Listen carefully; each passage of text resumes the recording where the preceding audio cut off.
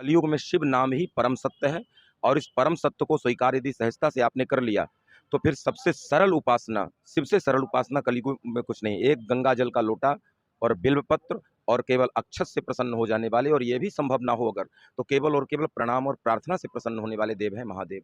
इसलिए उनको देव नहीं महादेव कहा गया है। इतनी सरल उपासना के ये देव हैं कि केवल प्रार्थना और भाव से प्रसन्न हो जाते हैं, इसलिए ऐसी पुराण महिमावंत है।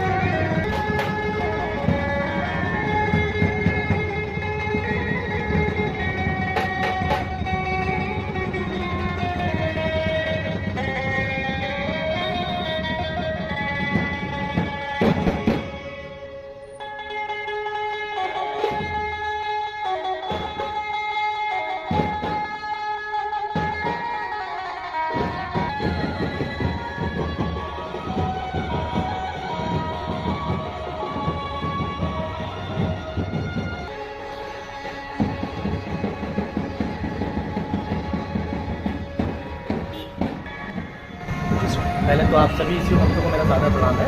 यह त्रिपाठी परिवार के द्वारा आयोजित शिव महापुराण की कथा है, जो कि शिव जी की कथा होगी। आज इसका प्रथम दिवस है, जो कि कलश यात्रा के रूप में अभी निकल रहा है और दोपहर को 3 बजे से 3 से 6 कथा का शुभारंभ होता है। गुरुदेव जी श्री अतुल जी रामायणी जी हैं, जो कि व्यासपीठ से कथा बताएंगे शिव जी की महिमा का। और ये वृंदावन से गुरुदेव का आगमन हुआ है, श्रवण करने के लिए आए। मैं आप सभी श्रद्धालुओं से निवेदन करूँगा कि सभी श्रवण करने के लिए पंडाल पे पहुँचे। शिव महापुराण में भगवान शिव से संबंधित जितनी कथाएं हैं, 24,000 श्लोकों का यह ग्रंथ है। 24,000 श्लोकों का मूल पाठ मतलब संस्कृत में पारायण भी होगा। मध्याह्न काल में उसी की कथा होगी। भगवान शिव के अवतारों की कथा, भगवान शिव के लिंगावतारों की कथा, भगवान शिव के रुद्रावतारों की कथा, भगवान शिव के प्रेमावतारों की कथा। अनेकों नदियों के उद्गम का वृत्तांत आएगा, अनेकों राजाओं के वृत्तांत आएंगे। बिल्वपत्र, रुद्राक्ष, तुलसी, गंगा, शालिग्राम आदि सबकी महिमा बताई जाएगी। अच्छा, पहले दिन कौन सी कथा होगी? पहले दिन यहाँ भगवान शिव पुराण के महात्म की कथा होगी। और महात्म की कथा का तात्पर्य होता है कि शिव पुराण में क्या वर्णन है उस विषय में बताया जाएगा, और फिर बाकी के 6 दिन उस वृत्तांत को बताया जाएगा।